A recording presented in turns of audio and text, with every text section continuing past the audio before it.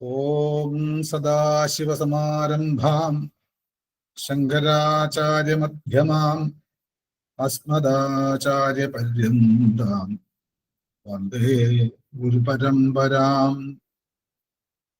നമോ നമഃ ശ്രീ ഗുരുപാദുകാഭ്യാം.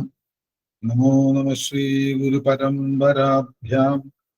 ഓം ശ്രീ ലളിതാംബികായൈ നമഃ. എല്ലാവർക്കും നമസ്കാരം.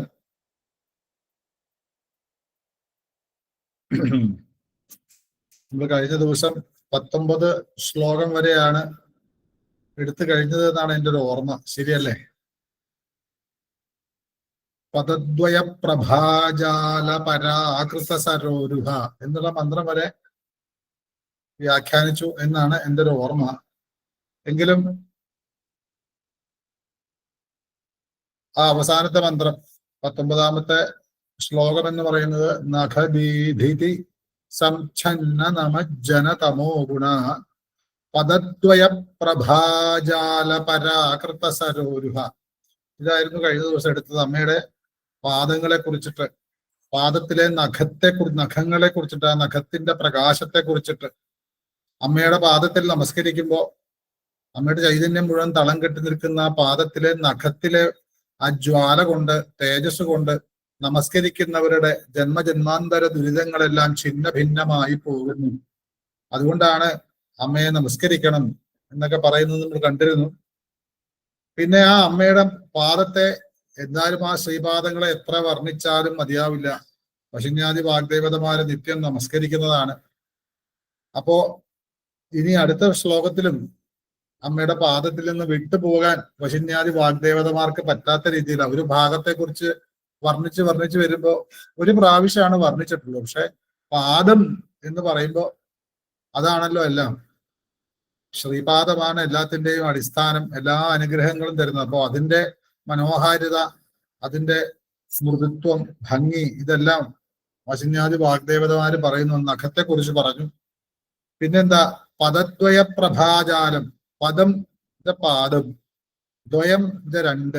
അപ്പൊ രണ്ട് പാദങ്ങളുടെ പ്രഭാജാലം, അതിൽ നിന്ന് വരുന്ന പ്രഭ കൊണ്ടുള്ള പ്രഭയുടെ തേജസ്സിന്റെ കൂട്ടം, ജാലം കൂട്ടം, അതെന്താണ് ചെയ്തത്? പരാകൃതമാക്കി സരോരുഹത്തെ.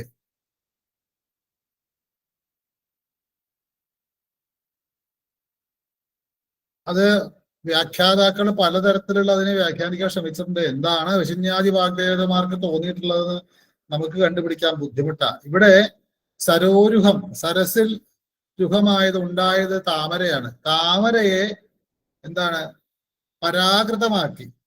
പരാകൃതം എന്ന് വെച്ചാൽ, പരാകൃ എന്ന് വെച്ചാൽ നിഷേധിക്കുക എന്നാണ് അർത്ഥം. അപ്പൊ പരാകൃതം നിഷേധിക്കുക, ഒന്നുമില്ലാതാകെ ഒന്ന് പോവാ, നിനക്കൊന്നും സൗന്ദര്യമില്ല എന്ന് പറയുന്നതില് അവോയ്ഡ് ചെയ്യാന്ന് പറഞ്ഞില്ലേ. ഒരു സൂര്യൻ ഉദിക്കുമ്പോ ചന്ദ്രൻ നല്ല പൂനിലാവാണെങ്കിലും പൗർണമി ദിവസമാണെങ്കിലും പിറ്റേ ദിവസം സൂര്യൻ ഉദിക്കുന്ന സമയത്ത് ചന്ദ്രന്റെ പ്രകാശം ഇല്ലാതെയാവും.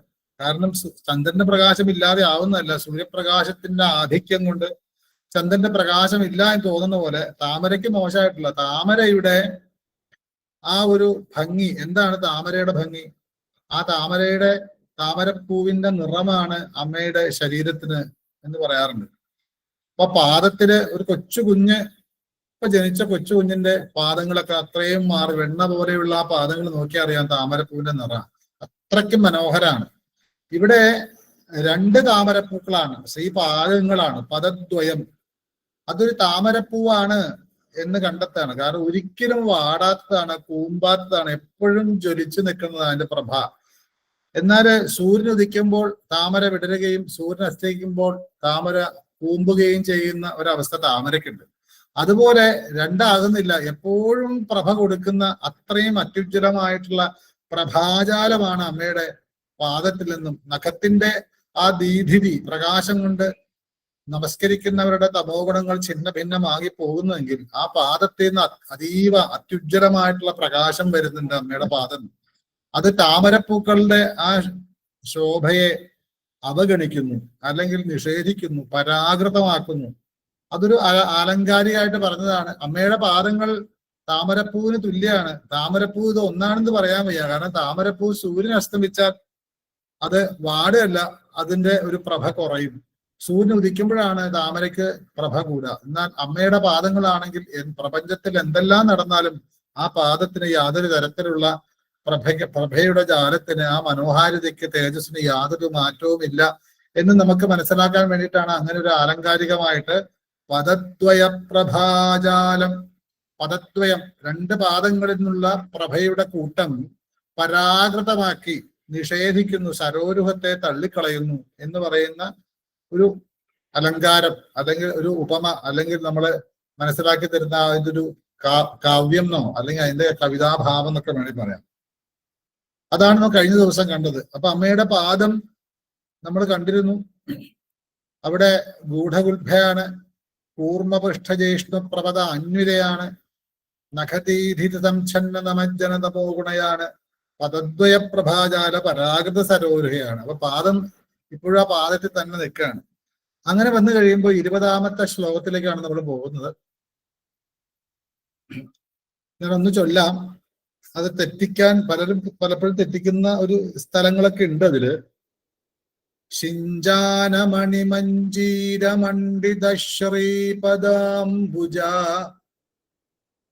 മരാളീ മന്ദഗമന മഹാലാവണ്യശേവധി.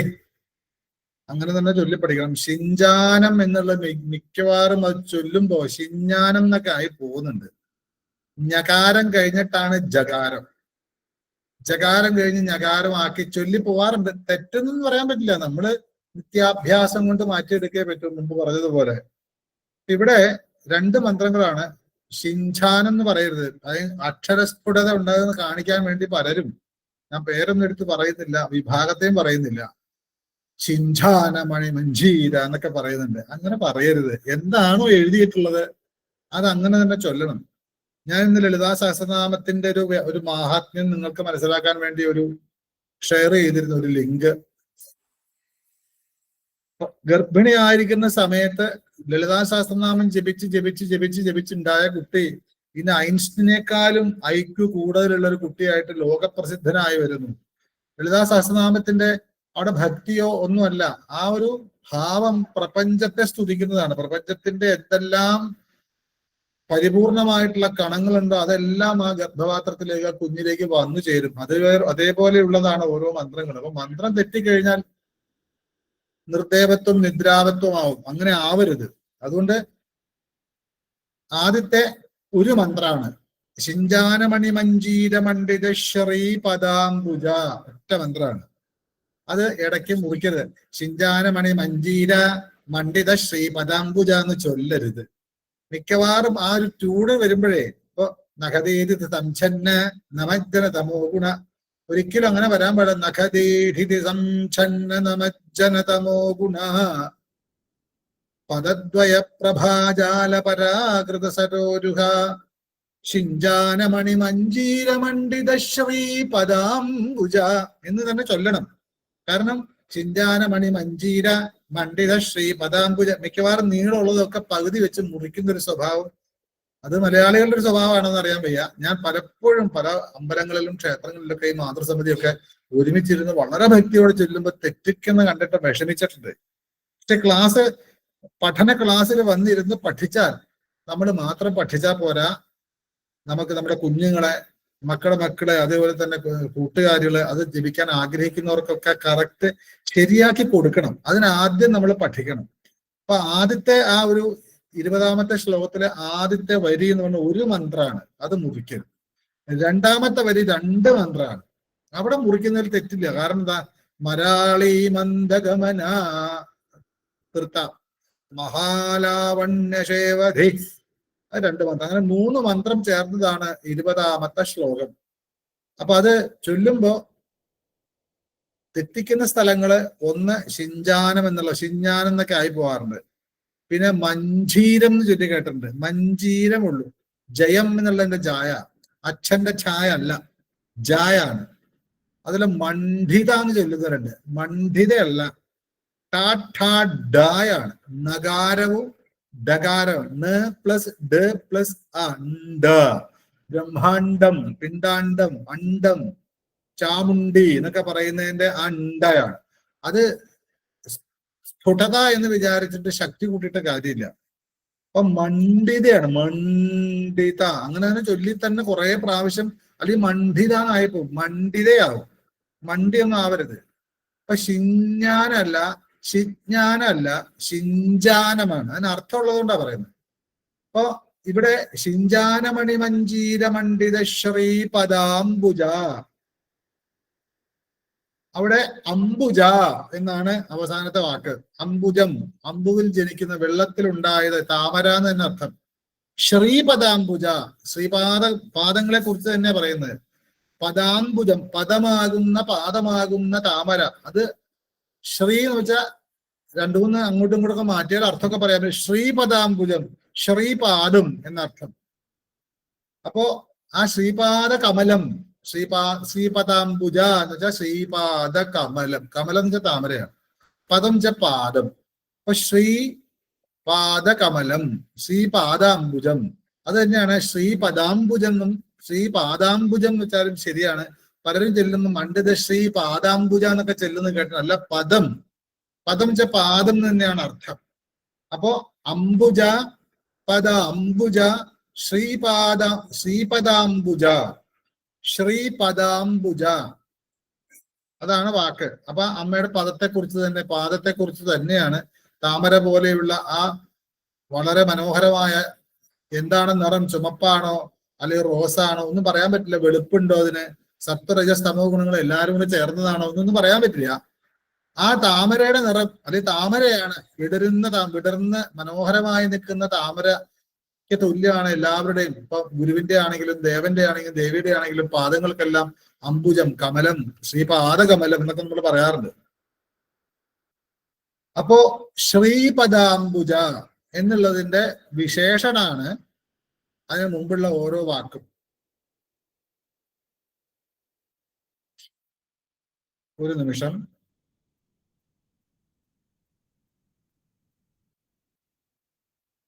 മണ്ഡിത ശ്രീപദാംബുജ. അപ്പൊ അംബുജ, ശ്രീപദാംബുജ, മണ്ഡിത ശ്രീപദാംബുജ. നമ്മളിത് ഇവിടെ ശ്രദ്ധിക്കേണ്ടത്, പദാംബുജ, ശ്രീപദാംബുജ, അത് നമ്മൾ അങ്ങനെ ചൊല്ലിയാൽ അതിന് തെറ്റൊന്നുമില്ല. പക്ഷെ മണ്ഡിത എന്ന് കഴിഞ്ഞതിന് ശേഷം ശ്രീപദാംബുജ എന്ന് പറയുമ്പോൾ ആ ശ്രീ എന്നുള്ളതിന് കുറച്ചൊന്ന് ബലം കൊടുക്കണം. അപ്പോഴാണ് അത് ചൊല്ലാൻ ഭംഗിയാവുന്നത്. അപ്പോ അംബുജ, പദാംബുജ, ശ്രീപദാംബുജ, മണ്ഡിത ശ്രീപദാംബുജ. ശ്രീ, ആ ശ്രീ പലപ്പോഴും ഇപ്പൊ ശ്രീകൃഷ്ണൻ എന്ന് പറയുന്നത് ശ്രീവിദ്യ, സറായല്ല, ഷ പ്ലസ് റ് പ്ലസ് ഈ ആണ്. ഷെറി, അതിന് ആദ്യം പറ്റിയില്ലെങ്കിൽ ഷെറ് ഈ, ഷെറ് ഈ എന്ന് പറഞ്ഞ് തന്നെ പഠിച്ച് ഒരുമിച്ചാക്കി ഷെറി എന്ന് പറയാൻ പഠിക്കണം. ശകാരവും കേൾക്കണം. അത് സകാരമല്ല, ഷായാണ്. ശിവൻ എന്നുള്ളതിന്റെ ഷായാണ്. ശകാരവും റകാരവും ഈകാരവും കേൾക്കണം. അപ്പൊ ഷെറി, ഷെറി എന്ന് തന്നെ പറഞ്ഞ് കുറെ വട്ടം നമ്മൾ സ്വയം പഠിച്ചാൽ ഈ ശ്രീ മാറിക്കിട്ടും. അപ്പോ അംബുജ, പദാംബുജ, ശ്രീപദാംബുജ, മണ്ഡിതശ്രീ. അപ്പൊ മണ്ഡിതശ്രീ എന്ന് പറയുമ്പോൾ ആ ശ്രീ എന്നുള്ളതിന് അല്പം ഒന്ന് ഒരു ശക്തി കൊടുത്താൽ കുറച്ചും കൂടെ ആ മന്ത്രത്തിന്റെ ശക്തി ഉണ്ടാവും, ഭംഗി ഉണ്ടാവും. അപ്പൊ മണ്ഡിതശ്രീപദാംബുജ. പിന്നെന്താ, മഞ്ജീര മണ്ഡിതശ്രീപദാംബുജ, മണിമഞ്ജീര മണ്ഡിതശ്രീപദാംബുജ, ശിഞ്ചാനമണിമണ്ഡിത ശിഞ്ചാനമണി മഞ്ജീര മണ്ഡിത ശ്രീപദാംബുജ. ഇതാണ് ആ മന്ത്രം. അപ്പോ ശ്രീപാദ കമലങ്ങളെ കുറിച്ച് പറയാണ്. എന്താണ്? മണ്ഡിതമാണ്. മണ്ഡിത മനോഹരം, അലങ്കരിച്ചു വെച്ചത് എന്നൊക്കെയാണ് അർത്ഥം. അലങ്കരിച്ചവൾ എന്ന് പറയാം. മണ്ഡിത എന്ന് വെച്ചാൽ അലങ്കരിച്ചവൾ. മണ്ഡിത എന്ന് വെച്ചാൽ അലങ്കരിച്ചവൻ എന്നർത്ഥം. അപ്പൊ അലങ്കരിച്ചവളാണ്. ഏത്? ശ്രീപദാംബുജത്തെ അലങ്കരിച്ചവളാണ്. അല്ലെങ്കിൽ അമ്മയുടെ പാദങ്ങള് അണിഞ്ഞിട്ടുണ്ട്, അലങ്കരിച്ചിട്ടുണ്ട്. എന്തുകൊണ്ടോ അലങ്കരിച്ചിട്ടുണ്ട് അമ്മയുടെ പാദം. ആ നഖത്തിന്റെ പ്രകാശവും അല്ലെങ്കിൽ കൂർമ്മപൃഷ്ഠം പോലെയുള്ള ആ മനോഹാരിതയും ഒപ്പം അതിൽ നിന്ന് വരുന്ന പ്രകാശവും ഒക്കെ പറഞ്ഞിട്ട് താമരപ്പൂവിനെ പോലും വെല്ലുന്ന പ്രകാശമാണ് എന്നെല്ലാം പറഞ്ഞിട്ട് പറയുന്നു ആ അമ്മയുടെ പാദത്തിൽ അലങ്കാരം ചെയ്തിട്ടുണ്ട് എന്ന് പറയുന്നു തുടങ്ങുന്ന ഒരു മന്ത്രമാണ്. അങ്ങനെയുള്ള ശ്രീപദാംബുജാണ്. അത് മനോഹരമാക്കിയിട്ടുണ്ട്, അലങ്കരിച്ചിട്ടുണ്ട്, മണ്ഡിതമാണ്, അലങ്കരിച്ച പദാംബുജങ്ങളാണ്. എന്തുകൊണ്ടാ? മഞ്ജീരം കൊണ്ട് മണ്ഡിതമായ ശ്രീപദാംബുജങ്ങളോട് കൂടിയവൾക്ക് നമസ്കാരം. അപ്പൊ മഞ്ജീരം എന്ന് വെച്ചാൽ എന്താണ്? മഞ്ജീരത്തിന് പല അർത്ഥമുണ്ട്. മഞ്ജി എന്ന് വെച്ച് കഴിഞ്ഞാൽ പൂങ്കുല എന്നൊരർത്ഥമുണ്ട്, വള്ളി എന്നർത്ഥമുണ്ട്. പിന്നെ മഞ്ജീരം എന്നെടുത്താൽ അത് ഇതിൽ വേറൊരു വ്യാഖ്യാനം കൊണ്ട് എടുക്കാൻ പറ്റുമെങ്കിലും ഈ തൈര് കടയുവാൻ തറയ്ക്കുന്ന കുറ്റിക്ക് മഞ്ജീരം എന്നാ പറയാം. പക്ഷെ ഇവിടുത്തെ അർത്ഥമായിട്ട് ബന്ധപ്പെടുമ്പോ തള, കാൽ ചിലമ്പ്, പാദസരം എന്നൊക്കെ അർത്ഥമുള്ളത് കൊണ്ട് ഇവിടെ കാൽ ചിലമ്പായിട്ട് എടുക്കാം, പാദസരമായിട്ട് എടുക്കാം. അമ്മ കാലില് പാദത്തെ മനോഹരമാക്കുന്നതാണ് പാദസരം. അപ്പൊ പാദസരം ആണ്. അതെന്തുകൊണ്ടുള്ളതാണ്? ആ മഞ്ജീരം മണിമഞ്ജീരാണ്. രത്നങ്ങളെ കൊണ്ടും കിങ്ങിണികളെ കൊണ്ടും ഒക്കെ ഇങ്ങനെ മനോഹരമാക്കിയിട്ടുള്ള, എങ്ങനെയാണ് ഒരു പാദസരം വളരെ വളരെ അമ്മയ്ക്ക് പാദത്തിൽ അണിയാൻ പാകത്തിന് മനോഹരമാക്കി നിർമ്മിക്കേണ്ടത് അതുപോലെയൊക്കെ നിർമ്മിച്ച് അമ്മയുടെ ആ പദാംബുജങ്ങള് പാദസരത്തെ കൊണ്ട് മനോഹരമാണ്. അത് മണികളെ കൊണ്ടാണ്. പല പല മണിന്ന് രത്നം എടുക്കാം, പല പല മണികൾ, കിലുങ്ങുന്ന മണികൾ എന്ന് പറയാം. കാരണം ശിഞ്ചാനം എന്നൊരു വാക്കുകൂടെ വന്നിട്ടുണ്ട്. അപ്പൊ ശിഞ്ച അല്ലെങ്കിൽ ശിഞ്ചാ, ശ്രീലിംഗത്തിലെ പുരുഷൻ ശിഞ്ചാന. അപ്പൊ ശിഞ്ചം, ശിഞ്ചാനം. അപ്പൊ ശിഞ്ചാനം കിലുകില ശബ്ദം എന്നാണ് അർത്ഥം. ആഭരണങ്ങളുടെ ധ്വനിക്കാണ് ശിഞ്ചാനം എന്ന് പറയാം. പ്രത്യേകിച്ച് പറയുന്നു കാൽച്ചിലമ്പിന്റെ നാദത്തിനും പ്രത്യേകിച്ച് ശിഞ്ചാനം എന്ന് പറയും. ശിഞ്ച എന്ന് വെച്ചാൽ ശിഞ്ചതേ എന്നൊരു ക്രിയാപദമായിട്ട് എടുത്തു കഴിഞ്ഞാൽ കേൾക്കുക, അവ്യക്തനാദം കേൾക്കുക എന്നാണ്. വ്യക്തമല്ല, കൃത്യമായിട്ടുള്ള ശബ്ദമല്ല, അവ്യക്തമായ നാദം കേൾക്കുന്നതിനാണ് ശിഞ്ചതേ എന്ന് വരാം. അപ്പൊ ശിഞ്ചാനമായിട്ടുള്ള മണി എന്ന് പറയുമ്പോൾ രത്നങ്ങൾ അങ്ങനെ വെച്ചാൽ മണി നാദമൊന്നും വരില്ല. അപ്പൊ കിങ്ങിണികളാവാം. അത്രയും സ്വർണം കൊണ്ടോ എന്താ ഇനി രത്നം കൊണ്ടാണെങ്കിലും മണിനാദം കേൾക്കുന്നുണ്ട്. അമ്മ ഇങ്ങനെ നടക്കുമ്പോ ചിലും ചിലും കേൾക്കുന്ന, അപ്പൊ ഇത് കാൽച്ചിലമ്പാണോ ചിലമ്പാണോ എന്ന് ആലോചിക്കും. അങ്ങനെ ചിന്തിച്ചാലും വിരോധമില്ല. അപ്പൊ അമ്മയുടെ പാദത്തിന് വളരെ വളരെ ഇണങ്ങുന്ന രീതിയിൽ അനവധി ചെറിയ ചെറിയ മണികളെ കൊണ്ട് കോർത്ത് പിടിപ്പിച്ച പൂങ്കുല പോലെ മഞ്ജീരമാണ്. അപ്പൊ പൂങ്കുല വള്ളി പോലെ മണികളെ കൊണ്ട് കോർത്ത് പിടിപ്പിച്ച അപ്പൊ ശിഞ്ചാനമാണ്. അത് നാദം മുഴക്കുന്നതാണ്. അവ്യക്തമായ നാദം. അവ്യക്തമായ നാദം സാക്ഷാൽ വേദാണ്. അങ്ങോട്ട് ചിന്തിക്കണ്ട നമ്മള്. അപ്പോ കിലുങ്ങുന്ന, അമ്മ നടക്കുമ്പോൾ ചിലും ചിലും കിലുങ്ങുന്ന നാദത്തോടു കൂടിയിട്ടുള്ള പൂങ്കുല പോലെ കോർത്ത് പിടിപ്പിച്ച അനേകം പലതരത്തിലും വിധത്തിലും മനോഹരമായി നിർമ്മിച്ചിട്ടുള്ള പൂങ്കുലമണി പോലെ ഉള്ള പാദസരം കൊണ്ട് അണിഞ്ഞ് അമ്മയുടെ എന്താണ് അങ്ങനെയുള്ള മണ്ഡിതശ്രീയാകുന്ന പാദാംബുജം എടുക്കാം, അല്ലെങ്കിൽ മണ്ഡിതമായ മനോഹരമായ അലങ്കരിച്ച ശ്രീപദാംബുജം എടുക്കാം. അതായത് ശിഞ്ചാനമാകുന്ന മണികളെ കൊണ്ട്, അതായത് ശബ്ദിക്കുന്ന മണികളെ കൊണ്ട് പൂങ്കുല പോലെയുള്ള ആ പൂങ്കുല പോലെ മണികളെ കൊണ്ട് നിർമ്മിച്ച് അലങ്കരിച്ച ഐശ്വര്യത്തോടു കൂടിയ പദാംബുജം എന്നോ അല്ലെങ്കിൽ മുഴങ്ങുന്ന, അതായത് വളരെ വളരെ മനസ്സിന് ഇഷ്ടമാകുന്ന തരത്തിൽ മണിനാദം ഉളവാക്കുന്ന കിങ്ങിണികളുള്ള പാദസരങ്ങളാൽ അലങ്കരിക്കപ്പെട്ട പാദാംബുജങ്ങളോട് കൂടിയവൾ. ഇങ്ങനെയൊക്കെയാണ് പല വ്യാഖ്യാനങ്ങളുള്ളത്. ഞാനത് പറഞ്ഞു എന്ന് മാത്രമേ. അപ്പൊ അമ്മയുടെ പാദത്തിലെ പാദസരത്തെ കുറിച്ചിട്ടാണ് പറയുന്നത്.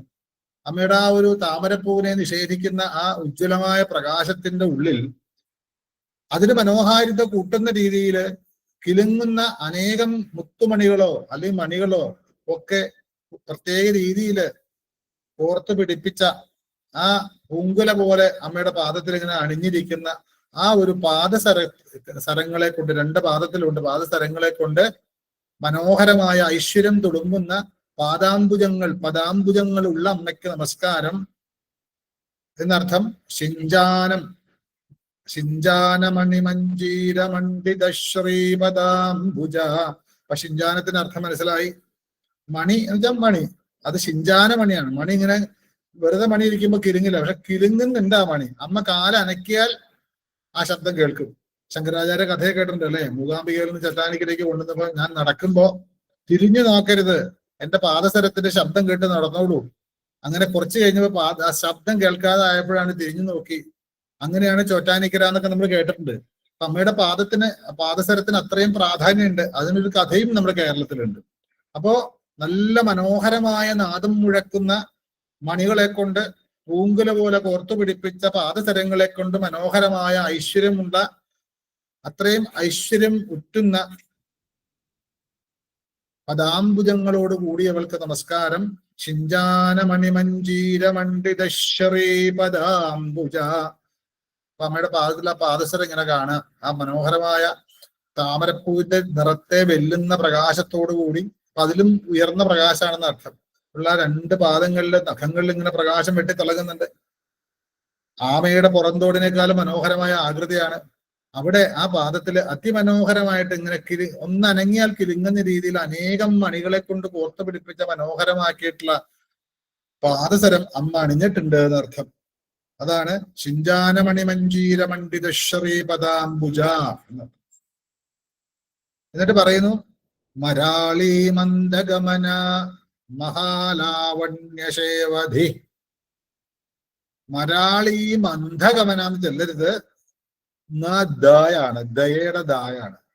വളരെ കാര്യമാണ്. മന്ദഗമന എന്ന് ചൊല്ലിയ അർത്ഥം മുഴുവൻ പോകും. മരാളി മന്ദഗമന ഒരൊറ്റ വാക്കാണ്.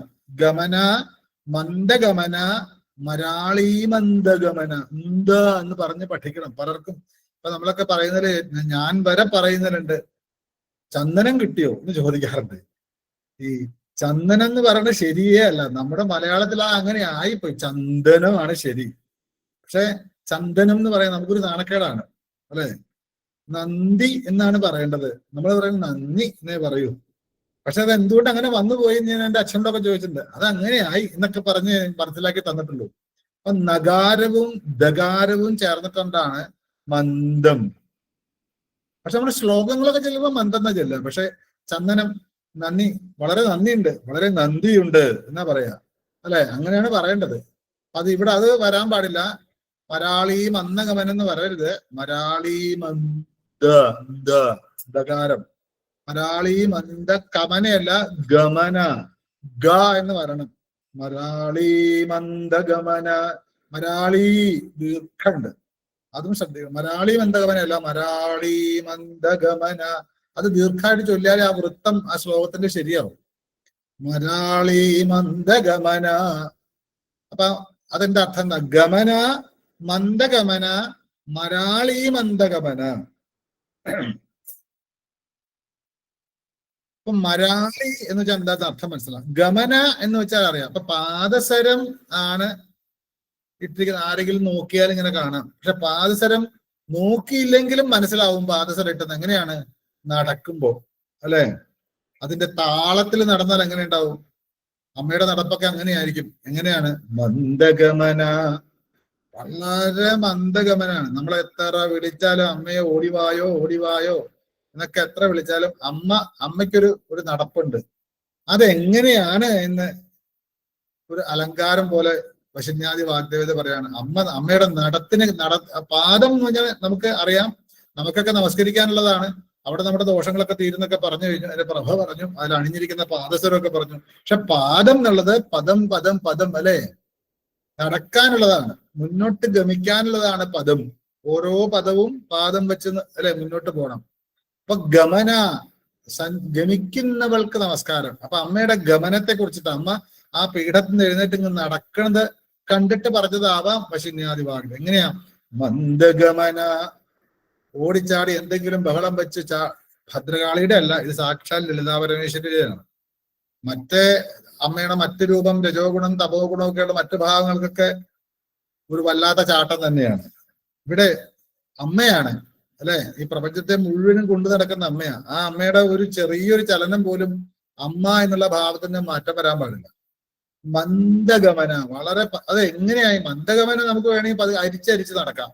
എങ്ങനെയാണ് അതിനെന്തെങ്കിലും ഒരു ഉപമ പറയാനുണ്ടോ എന്ന് ചോദിച്ചാൽ, മരാളി മന്ദഗമന, മരാളിയുടെ ഗമനം പോലെയാണ്. മരാളി എങ്ങനെയാണോ ഗമിക്കുന്നത്, മരാളി ഗമനം അത് മന്ദമാണ്. അപ്പൊ ഈ മരാളി എന്ന് വെച്ചാൽ എന്താണെന്ന് മനസ്സിലാക്കിയാൽ അത് കണ്ടുപിടിച്ചാൽ മതി. അപ്പൊ അമ്മ നടക്കുന്നത് എങ്ങനെയാന്ന് അറിയാം. മരാള, അതിന് രണ്ട് ഇതുണ്ട്, മരാല എന്നുണ്ട്. രളയോരഭേദ എന്നൊരു പ്രമാണപ്രകാരം ലകാരമായാലും ളകാരമായാലും തുല്യമാണെന്ന് പറയുന്നുണ്ട്. ഇത് രകാരം വന്നതുകൊണ്ട് ലകാരം ളകാരമായതാവാം. മരാലി, ഇപ്പം കൗളിനി, കൗലിനി ശരിയാ, കൗളിനി ശരിയാണ്. അപ്പൊ ലകാരത്തിനും ലകാരത്തിനും അഭേദം കൽപ്പിച്ചിട്ടുള്ളത് കൊണ്ട് ഇവിടെ മരാല എന്നുള്ളതാണ് അതിന്റെ എഴുത്ത്. പക്ഷെ വായിക്കുമ്പോ മരാള, മരാള അതിന്റെ പുല്ലിംഗാണ്. അത് കളഹംസം എന്നാണ് അർത്ഥം. ഹംസം, അരയന്നം. അപ്പൊ മരാളിയോ പെണ്ണരയന്നം എന്നർത്ഥം. അരയന്നപ്പിട എന്നർത്ഥം മരാളി. അല്ലെങ്കിൽ തന്നെ അരയന്നം നടക്കുന്നത്, ഞാൻ അരയന്നത്തെ കണ്ടിട്ടൊന്നുമില്ല, ഏകദേശം അരയന്നം പോലെയുള്ള മൃഗങ്ങൾ പക്ഷികളെ കണ്ടിട്ടുണ്ടാകാം. അത് മാനസ സരോവരത്തിൽ മാത്രമാണ് അരയന്നം ഉള്ളതെന്ന് പറയുന്നു. ഇനിയിപ്പോ അത് കണ്ടുപിടിക്കാൻ പോകാൻ ബുദ്ധിമുട്ട്. എന്നാലും വളരെ അരയന്നം നടക്കുന്നത് പോലെ പണ്ട് തോല മഹാകവി എഴുതിയില്ലേ, രാജ്ഞിയെ കുറിച്ച് എഴുതാൻ പറഞ്ഞിട്ട് അന്നത്ത പോക്കി കുയിലൊത്ത പാട്ടി എന്നൊക്കെ പറഞ്ഞിട്ട് എഴുതിയപ്പോ അല്ല ഇങ്ങനെ വൃത്തികേട് കണ്ടിട്ട് ശരിക്കും സംസ്കൃതത്തിൽ എഴുതാൻ പറഞ്ഞിട്ടുള്ള കഥ അത് ഇവിടെ പറയേണ്ട കാര്യമില്ല. ഇപ്പൊ അന്നം എന്ന് വെച്ചാൽ അരയന്നം എന്നർത്ഥം. ആ അരയന്നം എന്താ പറയുക, ആണായിട്ടുള്ള അരയന്നാണെങ്കിലും നടക്കുന്നതൊക്കെ വളരെ മനോഹരമാണ്. അങ്ങനെ വളരെ വളരെ മന്ദ ഇങ്ങനെ കുണുങ്ങി നടക്കുന്ന ഒരു, എല്ലാ കവികളും ഉപയോഗിച്ചിട്ടുള്ളതാണ് അരയന്നത്തോട്. അപ്പൊ ആ അരയന്നം അങ്ങനെയാണെങ്കിൽ അതിന്റെ സ്ത്രീഭാവം അരയന്ന പിടയാണെങ്കിൽ എത്രമാത്രം ശൃംഗാരം ഉണ്ടാവും. അമ്മ നടക്കുന്നത് ഭൂമിക്ക്, അല്ലെങ്കിൽ ഞാൻ ചവിട്ടുന്ന അവിടെ ഒരാൾക്കും ഒന്നും വേദന എടുക്കരുതേ എന്ന് വിചാരിച്ചിട്ടാവാം. ആ പദം എവിടെയാണോ അമ്മയുടെ ആ പാദം ഒന്ന് മുട്ടുന്നത് അവിടെയെല്ലാം മോക്ഷാണ്. വളരെ ശ്രദ്ധിച്ചിട്ടായിരിക്കും നടക്കുക. അത് പാദങ്ങൾക്ക് അറിയാം. അമ്മയെ കൊണ്ടുപോകുന്ന, അമ്മയെ മുന്നോട്ട് നയിക്കുന്ന പാദങ്ങളാണ്. അതുകൊണ്ട് അരയന്നപ്പിട മരാളി മന്ദം. മരാളി അരയന്നപ്പിട എങ്ങനെയാണോ മന്ദമായി സഞ്ചരിക്കുന്നത് അതുപോലെ ഗമിക്കുന്നവളാണ്. അപ്പൊ അമ്മ പീഠത്തിൽ എഴുന്നേറ്റ് ഒന്ന് അങ്ങോട്ടും ഇങ്ങോട്ടൊക്കെ നടക്കണ സമയത്ത് വശിന്യാദി വാഗ്ദേവതമാരത് കണ്ടിട്ട് അതിലൊരു എന്തെഴുതാം, ഇത് അരയന്നം നടക്കുന്ന പോലെ, അതിൽ കൂടുതൽ പറയാനില്ല, ഉപമിക്കാൻ വേറെ ഇല്ലാത്തതുകൊണ്ട് പറഞ്ഞു. അരയന്നം നടക്കുന്നത് ഹംസം ഇവ, അതിനൊക്കെ ഒരുപാട് അർത്ഥമുണ്ട്. എന്തുകൊണ്ടാണ് ഇവിടെ അരയന്നം മരാളി എന്ന് പറയുമ്പോൾ അതിനൊക്കെ വേറെയും ആ അക്ഷരങ്ങളെ എടുത്തിട്ടൊക്കെ പറഞ്ഞാൽ വളരെ ഗഹനമായിട്ടുള്ള അർത്ഥമൊക്കെ എടുക്കാം. ഹംസത്തിന്റെ ഒരു ഗുണമുണ്ട്. ഹംസം ഇവ എന്ന് പറയാറുണ്ട്. ഒരു സാധകൻ എങ്ങനെയായിരിക്കണം? അരയന്നത്തെ പോലെ നടക്കുന്നതിന്റെ മാത്രമല്ല, അതിന്റെ തത്വം എന്ന് വെച്ചാൽ ഹംസം എന്നുള്ളത് തിരിച്ചിട്ടാൽ ഹംസ എന്ന് തിരിച്ചിട്ടാൽ അഹംസ എന്നേ ആവുള്ളൂ. അഹം ബ്രഹ്മാസ്മി എന്ന് പറയുന്ന അഹംസ, അതാണ് സോഹം ഹംസ എന്ന് പറയുന്ന. അത് നമ്മുടെ ശ്വാസം, നമ്മൾ പോലും അറിയാതെ മൂക്കിലൂടെ ശ്വാസം എടുക്കുമ്പോൾ സോഹം ഹംസ എന്ന് പുറത്തേക്ക് വിടും. നമ്മൾ പോലും അറിയാതെ ഈ ശ്വാസത്തിലൂടെ നമ്മുടെ മൂക്കിലൂടെ ആ ശബ്ദം പുറപ്പെട്ട് നമ്മുടെ ശ്വാസകോശത്തിലൂടെ നട്ടെല്ലിലൂടെ ആ സഹസ്രാരം തുടങ്ങി ആജ്ഞയിലൂടെ വിശുദ്ധിയിലൂടെ അനാഹതത്തിലൂടെ മണിപൂരകത്തിലൂടെ സ്വാധിഷ്ഠാനത്തിലൂടെ മൂലാധാരത്തിലെത്തി ഒന്ന് സ്പന്ദിച്ച് വീണ്ടും പുറത്തേക്ക് ഹംസ എന്ന് പറഞ്ഞ് പുറത്തേക്ക് വരുന്നുണ്ട്. അതുകൊണ്ട് അത് ജപിക്കണ മന്ത്രമല്ല. അതുകൊണ്ട് തന്നെ അജപാ മന്ത്രം എന്ന് ജപിക്കാത്ത മന്ത്ര. പ്രകൃതിയിൽ എല്ലായിടത്തും ഈ മന്ത്രം ജപിക്കുന്നുണ്ട്. സോഹം ഹംസ, അത് ഞാനാകുന്നു തന്നെ അർത്ഥം. ആ ഹംസം എന്ന് പറയുന്ന അതൊന്നൊരർത്ഥം. രണ്ട് ഹംസം എങ്ങനെയാന്ന് ചോദിച്ചാൽ നമുക്കത് അറിയില്ല, നമ്മളിത് കണ്ടിട്ടില്ല. കാരണം അരയന്നത്തെ പോലും കണ്ടിട്ടില്ല. പാലും വെള്ളവും കൂടെ ഒരുമിച്ച് ചേർത്ത് വെച്ചാൽ പാല് മാത്രം ഹംസം കഴിക്കും അത്രേ. അതിന്റെ അർത്ഥം ഈ പ്രപഞ്ചത്തിൽ എന്തെല്ലാം ഒരുമിച്ച് എത്ര വിചിത്രങ്ങളായ വിവിധങ്ങളായ പരസ്പര വൈരുദ്ധ്യങ്ങളായ എന്തുമാത്രം അറിവുകളുണ്ട് ഇവിടെ. അതിൽ നമുക്ക് ആവശ്യമുള്ളത് മാത്രം സ്വീകരിക്കണം, മറ്റുള്ളത് ഉപേക്ഷിക്കൊന്നും വേണ്ട. അത് അവിടെ കിടന്നിട്ട് വേറെ ആർക്കെങ്കിലും ഉപകാരം ഉണ്ടാവും. അങ്ങനെ ആയിരിക്കണം ഒരു അന്വേഷകൻ, അല്ലെങ്കിൽ പഠിക്കാൻ ഒരു വിദ്യാർത്ഥി അങ്ങനെ ആയിരിക്കണം. തനിക്ക് ആവശ്യമുള്ളതിനെ അരയന്നത്തെ പോലെ പാലും വെള്ളത്തിൽ നിന്ന് പാല് മാത്രം കുടിക്കാൻ ശക്തി ഉണ്ടത്രേ മാനസ സരോവരത്തിലെ അരയന്നങ്ങൾ. അപ്പൊ അമ്മയുടെ പാദവും അങ്ങനെ തന്നെയാണ്. ഇവിടെ മരാളി എന്ന് പറഞ്ഞ ആ അർത്ഥം അല്ലെങ്കിൽ ഹംസം എന്നൊരു അർത്ഥം ഉള്ളത് കൊണ്ട് ആ അമ്മ അത്രമാത്രം ശ്രദ്ധിച്ചിട്ടാണ് അമ്മയുടെ പാദം ഓരോന്നും വയ്ക്കുള്ളൂ. ആവശ്യമുള്ളിടത്ത് മാത്രമേ അമ്മയുടെ പാദം കിട്ടൂ. അനാവശ്യമായിട്ട് അമ്മയുടെ ഒരു ചലനം പോലും ഉണ്ടാവില്ല. എന്താണ് അമ്മ ഇങ്ങനെ ഇത്ര ക്രൂരയായ എന്താ നമ്മളൊക്കെ ചോദിക്കാറുണ്ട് പല കാര്യങ്ങൾ നടക്കാതെ വരുമ്പോൾ. പക്ഷെ അമ്മയ്ക്ക് അറിയാം, എല്ലാം അറിയുന്ന അമ്മയാണ്. അമ്മയിൽ നിന്നുണ്ടായ കുട്ടികളാണ്. അമ്മ തന്നെയാണ് നമ്മളെല്ലാം. നമ്മളൊക്കെ അമ്മയുടെ അംശങ്ങളാണ്. അമ്മ തന്നെ പലതായി ഭവിച്ചതാണ്. സോകാമയത ബഹുസ്യാം പ്രജായ, ഞാൻ പലതായി ഭവിക്കട്ടെ എന്ന് ആദ്യാശക്തി സങ്കല്പിച്ചതിൽ നിന്നാണ് നമ്മളൊക്കെ ഉണ്ടായത്, ഈ പ്രപഞ്ചം മുഴുവൻ ഉണ്ടായത്. അതുകൊണ്ട് അമ്മ ഒന്ന് ചലിച്ചാൽ അതിനൊരു പ്രപഞ്ചത്തോളം അർത്ഥമുണ്ട്. അതുകൊണ്ട് അത് നടക്കുന്നതിന് മനോഹാരിതയുണ്ട്. അങ്ങനെ അർത്ഥം പറയാതെ ഹംസം നടക്കുന്നത് പോലെ, ഇപ്പൊ അരയന്നം എന്താണെന്ന് മനസ്സിലാക്കണം, മാനസ സരോവരം എന്താണെന്ന് മനസ്സിലാക്കണം, അതങ്ങനെ നടക്കാൻ കാരണം എന്താണെന്ന് മനസ്സിലാക്കണം. ശ്രദ്ധിച്ച് നടക്കുന്നു എന്നർത്ഥം. അപ്പൊ ശ്രദ്ധയായിരിക്കാം അവിടെ മന്ദഗമനത്തിന്റെ അർത്ഥം. ശ്രദ്ധാവാൻ ലഭതേ ജ്ഞാനം എന്നൊക്കെ കേട്ടിട്ടുണ്ട്. എങ്ങനെ വേണമെങ്കിലും വ്യാഖ്യാനിക്കാം. ഇവിടെ സാധാരണ സ്ഥൂലപരമായിട്ടുള്ള അമ്മയുടെ ശരീരത്തിന്റെ സൗന്ദര്യത്തെ വർണ്ണിച്ചുകൊണ്ട് ധ്യാനിക്കുന്നതായതുകൊണ്ട് പെണ്ണരയന്നൻ നടക്കുന്ന പോലെയാണ് അമ്മ നടക്കുന്നത് എന്ന് കേൾക്കലും നമ്മുടെ ചിന്തിക്കലും ഉറപ്പിക്കലാവും ഭക്തി കൂടാൻ നല്ലത്. മറ്റതൊക്കെ അതിന്റെ ഉള്ളിലേക്ക് കിടക്കുമ്പോൾ അമ്മ തന്നെ തോന്നിച്ചേരട്ടെ. ഈ സങ്കല്പവും ഈ സ്ഥൂലപരമായ എല്ലാം മാറും. കുറച്ചും കൂടെ മന്ത്രങ്ങൾ പോകുമ്പോ കുറച്ച് കട്ടിയാവും. ഉള്ളിന്റെ അർത്ഥമൊക്കെ ചിന്തിക്കേണ്ടി വരും. എന്തായാലും അമ്മയുടെ പാദത്തെ കുറിച്ച് ഇങ്ങനെ കണ്ടു നമ്മള്, അല്ലെ? കൂർമ്മപുഷ്ടം പോലത്തെ ആകൃതിയാണ്. അവിടെ വളരെ മാർദ്ദവാണ്, മൃദുലമാണ്, മാംസളമാണ്. അതുകൊണ്ട് ഗുൽഫം വ്യതിയാണി കാണുന്നില്ല. അത് എത്രയും മനോഹര. ആമയുടെ പുറത്തൂടെ ഒരു മനോഹരമാണ്. അവിടെ ആ നഖങ്ങളിലാണെങ്കിൽ അത്യുജ്വല പ്രകാശം, അമ്മയുടെ കൃപയാകുന്ന പ്രകാശം ഇങ്ങനെ തുടിക്കുന്നുണ്ട്. അവിടെ നമസ്കരിച്ചാൽ നമ്മുടെ എല്ലാ ദോഷവും തീരും. ഒപ്പം താമരപ്പൂവിന്റെ ആ ഒരു സൗന്ദര്യത്തെക്കാളും പ്രകാശത്തെക്കാളും അതിനെയൊക്കെ അതിക്രമിക്കുന്ന തരത്തിലുള്ള അത്യുജ്വലമായ പ്രകാശമാണ് അമ്മയുടെ പാദത്തിൽ നിന്ന് വരുന്നത്. ആ അമ്മയുടെ പാദത്തിലാകട്ടെ കിലുങ്ങുന്ന പാദസരം മനോഹരമായിട്ട് അണിഞ്ഞിട്ടുണ്ട്. എന്നിട്ട് നടക്കുന്നു എന്ന് പറയുമ്പോൾ അപ്പോഴാണ് മന്ദഗമന എന്ന് പറയുമ്പോഴാണ് ശിഞ്ചാനമണി എന്ന് വരുള്ളൂ. നടക്കുമ്പോഴാണ് ശബ്ദം കേൾക്കുള്ളൂ. അപ്പൊ അമ്മ ഇങ്ങനെ നടക്കുന്നു. പാദസരത്തിന്റെ ശബ്ദത്തോടു കൂടി വളരെ മനോഹരമായി താളനിബിദ്ധമായിട്ട് അമ്മ ഓരോ പദവും വയ്ക്കുന്നു എന്നർത്ഥം. ഉപാസകന്റെ പലർക്കും അനുഭവമുണ്ട്. ഉപാസകന്റെ തലമനുസരിച്ചിട്ട് ചിലമ്പിന്റെ നാദവും പാദസരത്തിന്റെ നാദവും ഒക്കെ വ്യക്തമായിട്ട് ഈ സ്ഥൂലമായിട്ടുള്ള ഈ കർണങ്ങളെ കൊണ്ട്, ചെവികളെ കൊണ്ട് കേൾക്കാൻ സാധിക്കും. കേട്ടവരുണ്ട്, കേട്ടിട്ടുണ്ട്. പക്ഷെ നമ്മൾ പേടിച്ചു പോവും, അത്യത്ഭുതമാവും. പക്ഷെ ആ ഒരു ലയനം വന്നു കഴിഞ്ഞാൽ അമ്മയുടെ ചലനം, അതാണ് പ്രപഞ്ചത്തിന്റെ ചലനം. അതിന്റെ മനോഹാരിത ചിലപ്പോൾ നമുക്ക് ഭയം ഉണ്ടാക്കും. അതുകൊണ്ട് നമുക്ക് പറയാനുള്ളത് അമ്മ വളരെ വളരെ മനോഹരിയാണ്. ഇത്രയും നമ്മൾ പാദം വരെ കണ്ട് ഇത്ര മനോഹരിയാണ് അല്ലെ. അമ്മ ഇങ്ങനെ കുണുങ്ങി കുണുങ്ങി നടക്കുമ്പോ അതിന്റെ ഒരു സൗന്ദര്യം മാത്രമല്ല, ശബ്ദമുണ്ട്, കാണാനുണ്ട്, കേൾക്കാനുണ്ട് അല്ലെ. ആ മുത്തുമണികൾ അല്ലെ, ആ മണി, ചെറിയ ചെറിയ മണികൾ കോർത്തിട്ടുള്ള നല്ല ചിലും ചിലും എന്ന ശബ്ദം കേൾക്കുന്നുണ്ട്. അങ്ങനെയുള്ള അമ്മയുടെ നടത്തം പാദസരത്തിന്റെ ശബ്ദത്തോടു കൂടി അരയന്നപ്പെട നടക്കുന്ന പോലെ നടക്കുന്നവൾക്ക് നമസ്കാരം നടത്തി. പിന്നെന്താ? മഹാലാവണ്യ ശേവധി. ശേവധി ശേവധിയാണ് അമ്മ. പാദം വരെ കഴിഞ്ഞ പിന്നൊന്നും പറയാനില്ല അല്ലെ. നമ്മളിങ്ങനെ കേശാദി പാദം വരെ നമ്മൾ വർണ്ണിച്ചു. ആ പാദത്തിനെ ഏറ്റവും പവിത്രമായിട്ട് വർണ്ണിച്ചു.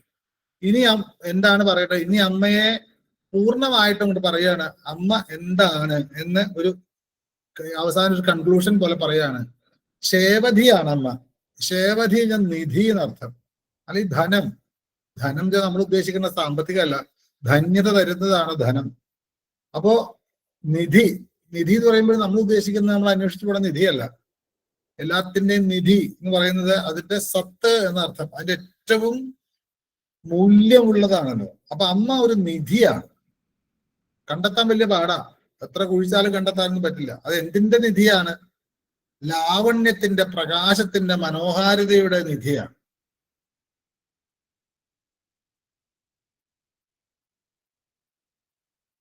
അപ്പൊ അമ്മയെ പാദം വരെ കണ്ടിട്ട് മുഴുവനായിട്ട് പറയാണ് അമ്മ പ്രകാശത്തിന്റെ നിധിയാണ്. അതായത് അമ്മ പൂർണ്ണമായിട്ട് ഇങ്ങനെ ജ്വലിച്ച് നിൽക്കുകയാണ്.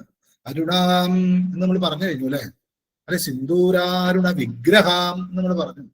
സിന്ദൂരം പോലെ അരുണ വിഗ്രഹയാണ് അമ്മ എന്ന് പറഞ്ഞതിനെ പ്രജ്വലിതമായിട്ട് പ്രകാശമാനമായിട്ട് പാദം വരെ കണ്ടിട്ട് മൊത്തം അമ്മ ഇങ്ങനെ കണ്ടിട്ട് അമ്മ പ്രകാശത്തിന്റെ മനോഹാരിതയുടെ സൗന്ദര്യത്തിന്റെ നിധിയാണ്. അതുകൊണ്ടാണല്ലോ ത്രിപുര സുന്ദരി എന്ന് പറയാൻ കാരണം. അപ്പൊ അവിടെ മഹാലാവണ്യാണ്. സാധാരണ എല്ലാവർക്കും ലാവണ്യമൊക്കെ ഉണ്ട്, പക്ഷെ മഹാ എന്ന് പറയുമ്പോൾ അത് കവിഞ്ഞൊന്നും പറയാനില്ല. ആ മഹാ എന്നുള്ളതിന് മറ്റൊരു താത്വിക അർത്ഥത്തിലേക്ക് പോയാൽ വേറെ അർത്ഥം കിട്ടും. നമുക്ക് അങ്ങോട്ട് പോകണ്ട. വലുതായ വലുതായ വലുതായ മനോഹാരിതയുടെ സൗന്ദര്യത്തിന്റെ നിധിയാണ് അമ്മ. മഹാലാവണ്യ ശേവധി, മഹാലാവണ്യത്തിന്റെ നിധിയാണ്. അപ്പൊ ആ നിധിയെ കിട്ടാൻ പാടാണ്. കാരണം അത്രയും ബുദ്ധിമുട്ടാണ്. കാരണം ആ ഒരു ലളിതാ സഹസ്രനാമം എന്ന് പറയുന്നത് നമ്മൾ കണ്ടിരുന്നു, സാക്ഷാൽ ശ്രീവിദ്യാ മന്ത്രത്തിന്റെ ആ ഷോഡശാക്ഷരിയുടെ അല്ലെങ്കിൽ മഹാഷോഡശിയുടെയൊക്കെ സമ്പൂർണമായിട്ടുള്ള ആ ധ്യാന ശ്ലോകത്തില് എന്താണോ ത്രിപുര സുന്ദരി അല്ലെങ്കിൽ ലളിതാ പരമേശ്വരി എന്ന് പറയുന്നതിന്റെ പൂർണ്ണമായ 1000 നാമങ്ങളിലൂടെയുള്ള വ്യാഖ്യാനാണ്. ആ ഒരു ഉപാസന ഒരു ഗുരുവിന്റെ അടുത്ത് നിന്ന് വേണ്ടവണ്ണം ദീക്ഷ, അതിന്റെ ക്രമമനുസരിച്ച് ദീക്ഷ സ്വീകരിച്ച വ്യക്തികളാണ് ഈ ലളിതാ സഹസ്രനാമം ജപിക്കേണ്ടത്. അതുകൊണ്ടാണ് ആദ്യം ന ഷഠായ ന ദുഷ്ടായ ന അവിശ്വാസായ കർഹിജിൽ എന്ന് പറയാൻ കാരണം. ദുഷ്ടനും അവിശ്വാസിക്കും ഒന്നും കൊടുക്കരുത് ഈ ലളിതാ സഹസ്രനാമം പറയാൻ കാരണം, ദുഷ്ടനാണോ അവിശ്വാസിയാണോ ഷഠനാണോ എന്നൊക്കെ തീരുമാനിച്ച ഒരു ഗുരുനാഥൻ ശ്രീവിദ്യാ മന്ത്രദീക്ഷ കൊടുത്തിട്ട് പറയും, നിത്യം എന്തു മുടങ്ങിയാലും ലളിതാ സഹസ്രനാമ സ്തോത്രം മുടക്കരുത് എന്ന് പറഞ്ഞു കൊടുക്കുന്ന ആ ഒരു ഭാവമുണ്ട്. അപ്പൊ ആ അമ്മ അത്രയും അസ്മാൽ പരതരം നാസ്തി, അതിലും വലുത് ഇല്ല എന്ന് പറയുന്ന തലത്തിലാണ്. അതുകൊണ്ട് നിധി എന്ന് പറഞ്ഞാൽ പോരാ, മഹാനിധിയാണ്. അതുകൊണ്ട് മഹാശേവധി എന്ന് പറയാം. അത് എന്തിന്റെ ശേവധിയാണ്? സൗന്ദര്യത്തിന്റെ അല്ലെങ്കിൽ പ്രകാശത്തിന്റെ മനോഹാരിതയുടെ ഒക്കെ ഇരിപ്പിടാണെന്ന് പറഞ്ഞു. പക്ഷെ അതിലും ആ ലാവണ്യം മാറ്റിയാലും മഹാശേവധി മഹാനിധിയാണെന്ന് അല്ലെ. രാജ്യം ദേയം ശിരോദേയം നദേയം ഷോഡശാക്ഷരി എന്നാണ് ഗുരുക്കന്മാരോട് സാക്ഷാൽ മഹാദേവൻ ഉപദേശിച്ചിട്ടുള്ളത്. എന്താണ്? തൻ്റെ വീട്, പറമ്പ്, തനിക്കുള്ള ആവശ്യമുള്ള രാജ്യം എന്ന് പറഞ്ഞാൽ രാജാവിനെ കുറിച്ച് പറഞ്ഞാൽ തൻ്റെ രാജ്യം. ഇപ്പൊ ഇന്ത്യ, ഭാരതം, അത് തൻ്റെതായിട്ടുള്ള എന്തൊക്കെ രാജ്യമുണ്ടോ ദേയം ആർക്ക് വേണമെങ്കിലും കൊടുക്കാം, വിരോധമൊന്നുമില്ല എന്നാണ് ശാസ്ത്രപ്രകാരം. ശിരോദേയം തൻ്റെ കഴുത്ത് വെട്ടിക്കൊടുക്കാം, വിരോധമില്ല. അപ്പൊ ജീവൻ കൊടുക്കാന്ന് അർത്ഥം, പ്രാണനെ കൊടുക്കുക ഒരാൾക്ക്. തൻ്റെ എന്തൊക്കെ വസ്തുക്കളുണ്ടോ, തൻ്റെതായിട്ടുള്ള ഭൗതികമായിട്ടുള്ള എന്തെല്ലാം ഉണ്ടോ അതെല്ലാം കൊടുക്കാം. തൻ്റെ പ്രാണനെ പോലും ശിരസ് വെട്ടി സമർപ്പിക്കാം. പക്ഷെ നദേയം കൊടുക്കരുത്. എന്ത്? ഷോഡശാക്ഷരി ശ്രീവിദ്യാമന്ത്രം കൊടുക്കരുത് എന്ന് വെച്ചാൽ കൊടുക്കരുത് എന്നല്ല, അത്രയ്ക്ക് ജീവനേക്കാളും ഈ കാണുന്ന പ്രപഞ്ചത്തിലുള്ള എല്ലാ തരത്തിലുള്ള എന്തൊക്കെ സൗന്ദര്യങ്ങളുണ്ടോ, എന്തൊക്കെ ഭൗതികപരമായിട്ടുള്ള കാര്യക്രമങ്ങൾ, കണ്ണ്, മൂക്ക്, നാക്ക്, ഇതൊക്കെ ചെവിയിലൂടെ നമുക്കൊക്കെ അനുഭവിക്കാൻ കഴിയുന്ന എന്തെല്ലാം ഈ പ്രപഞ്ചമുണ്ട്, ഈ പ്രപഞ്ചം മുഴുവനുണ്ടോ. പിന്നെ പ്രാണൻ, ഈ അതിനെ മുഴുവൻ നിലനിർത്തുന്ന, ഇതെല്ലാം കൊടുത്താൽ പോലും അതിലും ഉപരിയാണ് സാക്ഷാൽ ശ്രീവിദ്യ മന്ത്രം. അതുകൊണ്ട് ആ ദീക്ഷ കൊടുക്കുമ്പോൾ വളരെ ശ്രദ്ധിക്കണം. അങ്ങനെയുള്ളവർക്ക് ചൊല്ലേണ്ടതാണ് ലളിതാ സഹസ്രനാമം എന്ന് മനസ്സിലാക്കുമ്പോൾ, അതൊന്നും ഇല്ലെങ്കിലും ഏതെങ്കിലും ജന്മത്തിൽ ചൊല്ലിയിട്ടുണ്ടാവും. ഈ ജന്മത്തിൽ ഈശ്വര കാരുണ്യം കൊണ്ട് നമ്മൾ ഇത് പഠിക്കാനുള്ളൊരു മനസ്സുണ്ടായി. അപ്പൊ അത് അങ്ങനെ ചിന്തിക്കുമ്പോൾ അതൊരു വലിയ നിധിയാണെന്ന് വിചാരിക്കണം. വെറുതെ ഒരു ക്ലാസ്, വേദത്തിന്റെ ആണെങ്കിലും ഉപനിഷത്തിന്റെ ആണെങ്കിലും സംസ്കൃതമൊക്കെ നല്ലതാണെങ്കിലും അതൊക്കെ വേദം എന്തിനാണ്? അറിവാണത്. എന്തിനാണത്? സാക്ഷാൽ നമ്മള് ആരാണ്, എവിടെ നിന്ന് വന്നു അവിടെ എത്താനാണ്. അത് പഠിക്കാൻ, അതിനെ വേണ്ടവണ്ണം ചിന്തിച്ച് വ്യാഖ്യാനിച്ച് മനസ്സിലാക്കാനാണ് സംസ്കൃതം. വേദം മനസ്സിലാക്കാത്തതുകൊണ്ട്, എന്തൊക്കെയാണ് വേദം അറിയാത്തതുകൊണ്ട് ആ വേദത്തിന്റെ ഭാഷയെ വേണ്ടവണ്ണം ഗുരു ശിഷ്യനെ അടുത്തിരുത്തി, ഉപനിഷത്ത് അടുത്ത് ഇരുത്തി പറഞ്ഞു കൊടുക്കുന്ന കഥകളിലൂടെ ഉദാഹരണങ്ങൾ പറഞ്ഞു കൊടുക്കുന്നതാണ് ഉപനിഷത്തുകള്, വേദാന്തങ്ങള്. ഇതൊക്കെ എന്തിനാണ് എന്ന് ചോദിച്ചാൽ ഈ അമ്മയെ അറിയാനാണ്. ഗായത്രി എന്താണ്? ഗാനം ചെയ്യുന്നവനെ പ്രാണനം ചെയ്യുന്നത് എന്തോ അതാണ് ഗായത്രി. ആ ഗായത്രി ഏതാ? പഞ്ചമുഖിയാണ്. അതിനൊരുപാട് വ്യാഖ്യാനങ്ങളുണ്ട്. അവിടെ ബുദ്ധിയെ പ്രചോദിപ്പിക്കട്ടെ എന്ന്. അത് എന്റെ ബുദ്ധി എന്നല്ല, ഞങ്ങളുടെ ബുദ്ധിയെ ആ ബുദ്ധി എന്തിനാ പ്രചോദിപ്പിക്കുന്നത്? ഈ ബുദ്ധിയാണ് കുഴപ്പം. ദുർബുദ്ധിയായിട്ടും സൽബുദ്ധിയായിട്ടും വരും. ബുദ്ധിനാശോ പ്രണശ്യതി എന്ന ഗീതയെ പറഞ്ഞിട്ടുണ്ട്. ബുദ്ധി നശിക്കുമ്പോഴാണ് നാശം ഉണ്ടാവുക. ഒരു കാര്യം ഇങ്ങനെ ആഗ്രഹിക്കുന്നത് തെറ്റൊന്നുമില്ല. ധ്യായതോ വിഷയാൻ പുംസ സംഘസ്തേഷു ഉപജായതേ. എന്തെങ്കിലും വിചാരിക്കുമ്പോൾ ഒരു സംഘം ഉണ്ടാവും. സംഘാൽ സംജായതേ കാമ, ഒരു ഇഷ്ടം, ഒരാഗ്രഹം ഉണ്ടാവും, അത് വേണം എന്നൊക്കെ. അതിനും വിരോധമൊന്നുമില്ല. കിട്ടാതെ വരുമ്പോഴാണ് കാമാത് ക്രോധോ വിജായതേ, ക്രോധം ഉണ്ടാവും. ക്രോധം ഉണ്ടായാലോ ക്രോധാത് ഭവതി സമ്മോഹ. സമ്മോഹം എന്താ ചെയ്യേണ്ട ഒരു മോഹവും, വേണം വേണ്ട കിട്ടിയേ പറ്റൂ എന്നൊക്കെ വല്ലാത്ത രീതിയിൽ ഒരു വാശി പിടിക്കലുണ്ടാവും. സമ്മോഹ സ്മൃതി വിഭ്രമ, ഞാൻ ആരാണ്, എവിടെ നിൽക്കുന്നു, എന്റെ സ്ഥാനം എന്താണ്, ഞാൻ എന്ത് പറയാം, എന്ത് പറയാൻ പാടില്ല, എന്തൊക്കെ ചിന്തിക്കാം, എങ്ങനെയൊക്കെ ചെയ്യാൻ പാടില്ല, ഇതൊക്കെ അങ്ങോട്ട് മറക്കും. ഞാൻ ആരാണ്, എന്റെ അവസ്ഥ മറന്നുപോകും. സ്മൃതിഭ്രംശാൽ ബുദ്ധിനാശവും, അപ്പോഴാണ് ബുദ്ധി നശിക്കും. ബുദ്ധിനാശാൽ പ്രദർശനം. അതുകൊണ്ട് വിഷയങ്ങളെ ധ്യാനിക്കാതിരിക്കൂ എന്നാണ് കൃഷ്ണൻ പറഞ്ഞിട്ടുള്ളത്. ധ്യാനിച്ചാലും അത് വേണ്ടവണ്ണം മനസ്സിലാക്കണം. പക്ഷെ ഈ അമ്മ എന്ന് പറയുന്നത് ഭോഗസുഖവും മോക്ഷസുഖവും ഒരുമിച്ച്, ഞാൻ തന്നെ ഉണ്ടാക്കിയ പ്രപഞ്ചം മക്കൾക്കുള്ളതാണ്, ഞാനും മക്കൾക്കുള്ളതാണെന്ന് പറയുന്ന ഒരേ ഒരു ദേവതാ സങ്കല്പം ശ്രീവിദ്യാ സങ്കല്പമാണ്. ആ അമ്മയുടെ മന്ത്രമായതുകൊണ്ട് അതിന്റെ ലാവണ്യം എന്ന് പറഞ്ഞാൽ ആ ലാവണ്യം ഇതായിരിക്കാം. അതുകൊണ്ട് മഹാശേവധി, മഹാനിധിയാണ്, കിട്ടാൻ ബുദ്ധിമുട്ടാണ്. ഏതൊരു ജന്മത്തിലാണോ ശ്രീവിദ്യാ മന്ത്രദീക്ഷ കിട്ടിയിട്ടുള്ളത്, പിന്നെ അവർക്ക് ജന്മമില്ല, മോക്ഷവിദ്യയാണത്.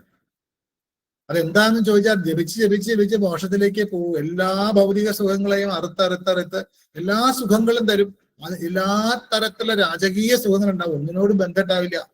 എല്ലാം അനുഭവം, ഒക്കെ എല്ലാവരും അനുഭവിക്കുന്നുണ്ട്. എനിക്ക് ഇതിന്റെ ഒന്നും ആവശ്യമില്ല, എനിക്ക് അമ്മേ മതി എന്നുള്ള തോന്നുന്നില്ല. ആ മോക്ഷ സുഖത്തിലേക്ക് പോയി ഈ ജന്മത്തിൽ കിട്ടിയില്ലേ, അടുത്ത ജന്മം ഉറപ്പ് എന്നാണ്. അതിന് കുറവുകൾ ഉണ്ടാവും.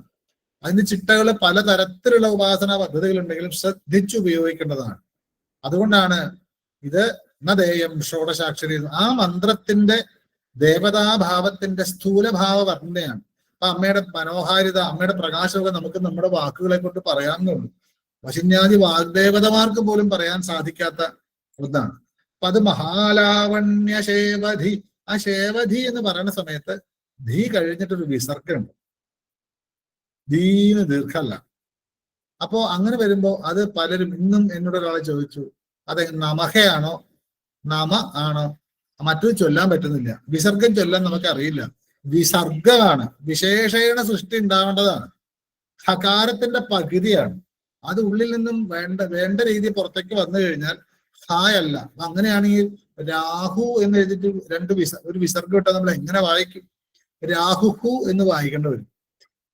അവിടെ ശേവധിഹി എന്നാണ്. കേരളത്തിന് വെളിയിൽ തെറ്റെന്ന് ഞാൻ പറയില്ല, കാരണം ഇന്റർനാഷണൽ ലെവലിൽ എല്ലാവരും അംഗീകരിച്ചതാണ് ഈ ഹി ഹാ ഹു ഒക്കെ.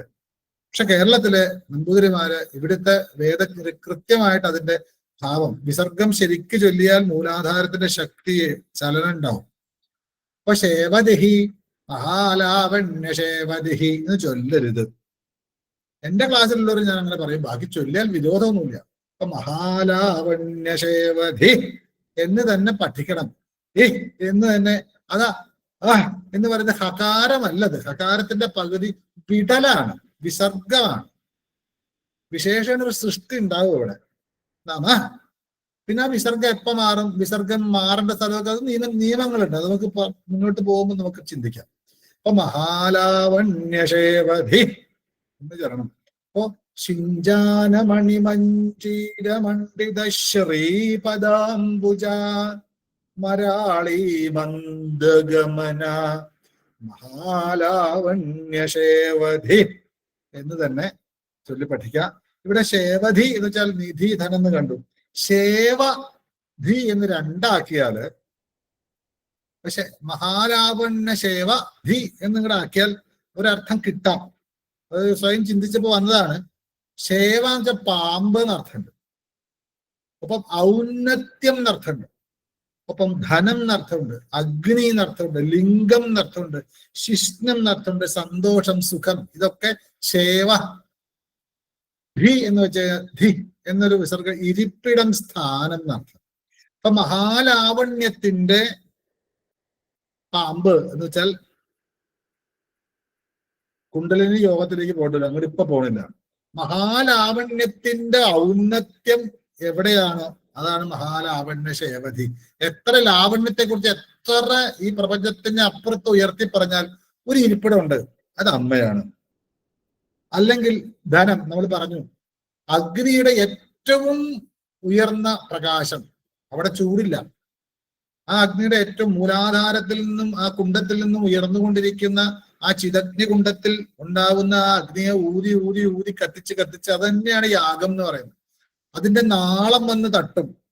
സ്വാധിഷ്ഠാന മണിപൂരക അനാഹത വിശുദ്ധി ആജ്ഞയിലൂടെ കടന്ന് സഹസ്രദളത്തിന്റെ ബിന്ദുസ്ഥാനം തെട്ടുമ്പോൾ ഉണ്ടാവുന്നതാണ് ആനന്ദം. അഗ്നി എന്ന് വെച്ച് കഴിഞ്ഞാൽ പൊള്ളിക്കുന്നത് എന്നല്ല ഇവിടെ അർത്ഥം. അഗ്നി തത്വമാണ്. അത് സ്ഥൂലപരമാകുമ്പോൾ മൂലാധാരത്തിൽ പൊള്ളും. ശരീരമൊക്കെ ഉപാസന ചെയ്യുന്നവർക്ക് ശരീരമൊക്കെ ചുട്ട് പൊള്ളി വിണ്ട് കീറ് വരെ ചെയ്യും ഉപാസനയിൽ.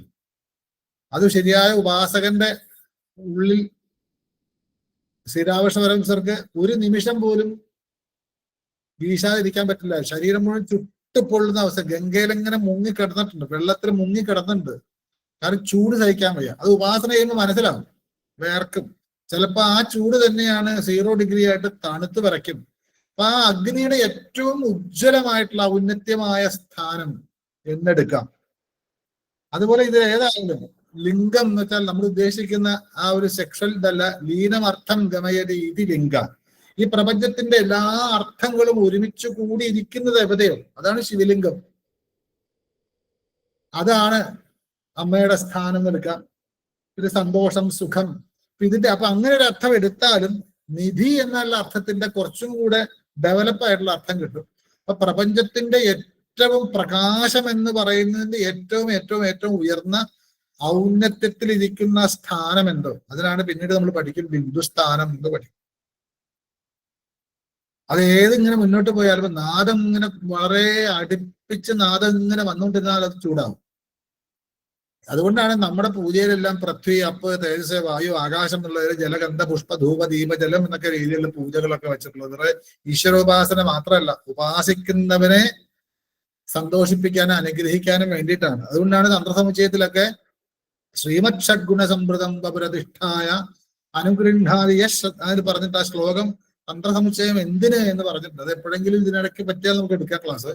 എന്തായാലും ഇവിടെ നമുക്ക് മനസ്സിലാക്കേണ്ടത് ആ അമ്മയെ പാദം വരെ കേശാദി പാദം വർണ്ണിച്ച ആ പാദത്തിന്റെ മനോഹാരിതയും പ്രകാശവും അതിന്റെ ശക്തിയും അതിന്റെ അനുഗ്രഹകലയും എല്ലാം പറഞ്ഞ് ആ പാദം കൊണ്ട് അമ്മ നടക്കുമ്പോഴുണ്ടാവുന്ന ആ ഒരു സന്തോഷം അല്ലെ ആ മനോഹാരിത എല്ലാം പറഞ്ഞിട്ട് ഇങ്ങനെയുള്ള ഈ അമ്മ മഹാലാവണ്യശേവധി, പ്രപഞ്ചത്തിന്റെ ഏറ്റവും ഏറ്റവും ഏറ്റവും സൗന്ദര്യത്തിന്റെ മഹാനിധിയാണ് കേട്ടോ അമ്മ. മഹാലാവണ്യശേവധി. എന്നിട്ടാണ് പിന്നെയും ആ അമ്മയുടെ പരിപൂർണ രൂപത്തെ കുറിച്ചാണ് സർവാരുണാനവദ്യാങ്കി. പിന്നെ അമ്മയുടെ ശരീരം മൊത്തത്തില് ഭൂഷണങ്ങളും എല്ലാം എല്ലാം പറഞ്ഞ് അമ്മയുടെ ശരീരത്തെ ഒന്നുകൂടെ വർണ്ണിക്കാണ് 21ാമത്തെ ശ്ലോകം തൊട്ട്. ഏതായാലും 9:50 10 മിനിറ്റ്. ഞാൻ നേരത്തെ നിർത്തുക എന്നുള്ളതല്ല, അടുത്ത ശ്ലോകം തുടങ്ങിയാൽ അത് പൂർത്തീകരിക്കാൻ പറ്റില്ല. ഒരു പ്രാവശ്യം ചൊല്ലിയിട്ട് നിർത്താം. അപ്പൊ ഏതായാലും 20 ശ്ലോകം വരെ കൃത്യമായിട്ട് ചൊല്ലാൻ പഠിച്ചു എന്ന് ഞാൻ വിചാരിക്കുന്നു. ചൊല്ലുന്ന സമയത്ത് അല്പമെങ്കിലും ഓരോ മന്ത്രങ്ങളുടെ അർത്ഥസ്മരണയോട് കൂടിയിട്ട് നിങ്ങൾക്ക് പോകാൻ സാധിക്കുന്നുണ്ട് എന്ന് ഞാൻ മനസ്സിലാക്കുന്നു. അങ്ങനെ വേണം. കാരണം ഇതിന്റെ ഈ ക്ലാസ്സില് ഞങ്ങൾ പഠിച്ചിട്ട് അത് എന്നെ പുകഴ്ത്താനോ എന്റെ ക്ലാസ് നന്നായി എന്ന് പറയാനല്ല. ഒരു ഗുരു എന്ന് പറയുന്ന ഒരു വ്യക്തിയുടെ ഏറ്റവും വലിയ സന്തോഷം തന്നെക്കാളും ശിഷ്യൻ വളർന്നു വരുമ്പോഴാണ്. എന്നെക്കാളും വലിയൊരു ശിഷ്യനാവുമ്പോഴാണ്, അല്ലെങ്കിൽ ഒരു ഗുരുവിനേക്കാളും വലിയൊരു നല്ല രീതിയിൽ പഠിപ്പിക്കുകയും കൃത്യമായിട്ട് അതിന്റെ ഉപാസന ചെയ്യുന്ന ഒരു വ്യക്തി ഇതിൽ നിന്ന് ഉയർന്നു വരുമ്പോഴാണ് ഞാൻ ഈ ചെയ്യുന്നതിന് എന്തെങ്കിലും ഒരു പ്രയോജനം ഉണ്ടാവുക. അതുകൊണ്ട് ഇത് സാധാരണ ഒരു സഹസ്രനാമല്ല. വളരെ വളരെ വളരെ രഹസ്യങ്ങൾ ഘടിപ്പിച്ചു വെച്ച് ഇത്രയും നേരം പറഞ്ഞ 20 ശ്ലോകത്തെയും മറ്റൊരു തരത്തിൽ നിരുക്തവും ഒക്കെ എടുത്തിട്ട് അക്ഷരങ്ങളെയൊക്കെ അങ്ങോട്ടും ഇങ്ങോട്ടും മാറ്റി കീറി മുറിച്ചാൽ വേദാന്തങ്ങളിലേക്ക് പോകും. അങ്ങോട്ടൊന്നും ഇപ്പൊ നമുക്ക് പോകണ്ട. ഇവിടെ സ്ഥൂല രൂപ വർണ്ണന, അപ്പോഴേ നമുക്ക് ഭക്തി വരുന്നു അല്ലെ. മോക്ഷ സാധന സാമഗ്രിയാം ഭക്തിരേവ ഗരീയസി. ശങ്കര ഭഗവത്പാദർ പറഞ്ഞിട്ടുണ്ട്, മോക്ഷം കിട്ടാനുള്ള സാധന സാമഗ്രികളിൽ പലതിനും എന്തുണ്ടെങ്കിലും നമുക്ക് സാധന സാമഗ്രികൾ ആവശ്യം. മോക്ഷം കിട്ടാൻ വേണ്ടി ശരീരം അല്ലെ, ബുദ്ധി എന്താ ഒരുപാട് കാര്യങ്ങളുണ്ടല്ലോ നമ്മുടെ ശരീരത്തിൽ. മോക്ഷം എന്ന് പറയുമ്പോൾ നമ്മൾ മറ്റൊന്നിനെ ആശ്രയിക്കാതെ നമ്മളെ കണ്ണ്, മൂക്ക്, നാക്ക്, തൊക്ക്, ചെവി എല്ലാം ഉള്ളിലേക്കാക്കി ശ്വാസവും എന്തെല്ലാം പഞ്ചപ്രാണനും ഇങ്ങനെ ഇതൊക്കെ ഉണ്ട്. ഇതൊക്കെ സാധന സാമഗ്രികളാണ്. പക്ഷെ ശങ്കരാചാര്യ പറയുന്നു ഗരീയസി, അതിലേറ്റവും പ്രധാനം ഭക്തി ഏവ, ഭക്തി തന്നെയാണ് അതിൽ ഏറ്റവും ഉയർന്നു നിൽക്കുന്നത്. ഭക്തി ഇല്ലെങ്കിൽ ഇത് വെറും ഒരു ഗുണവുമില്ല. അപ്പൊ എന്താണ് ഭക്തി? ശ്രീനാരദ മഹർഷി പറയുന്നു സാ ത്വസ്മിൻ പരമപ്രേമരൂപ ഭക്തി. അല്ലയോ ഭഗവാനെ, അവിടത്തേക്കുള്ള പരമമായ പ്രേമത്തിനാണ് ഭക്തി എന്ന് പറയുന്നത്. അൺകണ്ടീഷണൽ അല്ലോ, ഒന്നും ഇങ്ങോട്ട് ആഗ്രഹിക്കാതെ അങ്ങോട്ട് സ്നേഹിക്കുക. അങ്ങനെ സ്നേഹിക്കണമെങ്കിൽ നമുക്ക് അത്ര ഇഷ്ടപ്പെടണം. അത്രയും ഇഷ്ടപ്പെടുന്ന രൂപമാണ് അമ്മയുടെ. അമ്മയെ മനസ്സിലാക്കും തോറും നമുക്ക് ആദ്യമൊക്കെ വിഷമം വരും. കാരണം ദേവി മഹാത്മ്യത്തിലൊക്കെ പറയുന്നുണ്ട് ചിത്തേ കൃപ സമരനിഷ്ഠുരതാച ദൃഷ്ട. കാണുന്നത് ഭയങ്കര സമരം ചെയ്യുന്നതായിട്ടാ, യുദ്ധവും എല്ലാ അസുരന്മാരെ കൊന്ന് കൊല പിടിച്ച് നടക്കുന്ന ഭഗവതിയായിട്ടാ കാണുന്നത്. പക്ഷെ അങ്ങനെയൊന്നും അല്ലാട്ടോ. ചിത്തേ, മനസ്സിൽ കൃപയാണ്. അസുരന്മാരോട് പോലും കൃപയാണ്. അമ്മയുടെ കൈകൊണ്ട് മരിച്ച മോക്ഷം കൊടുക്കാനാ.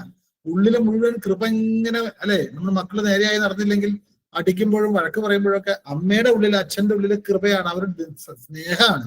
അതുകൊണ്ടാണ് വഴക്ക് പറയുന്നത്, നന്നാവാൻ വേണ്ടിയിട്ടാണ്, ധർമ്മം ശരിയാവാൻ, അധർമ്മം പോവാൻ വേണ്ടിയിട്ടാണ്, ദുർവിചാരം പോവാൻ വേണ്ടിയിട്ടാണ്. അപ്പോ ചിത്തേ കൃപ സമരനിഷ്ഠുരജാത ദൃഷ്ട എന്നുള്ള ആ അമ്മയാണ്. നമുക്ക് മനസ്സിലാവില്ല, ആ പുറത്തേക്കുള്ള സമരനിഷ്ഠുരതയാണ് മായ.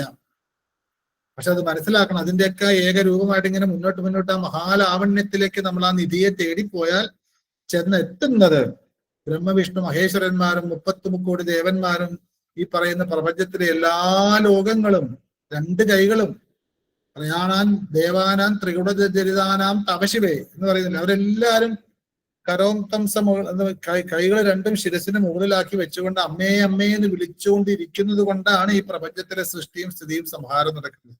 ആ അമ്മയുടെ പാദത്തിന്റെ നികടയാണ്, താഴെയാണ്.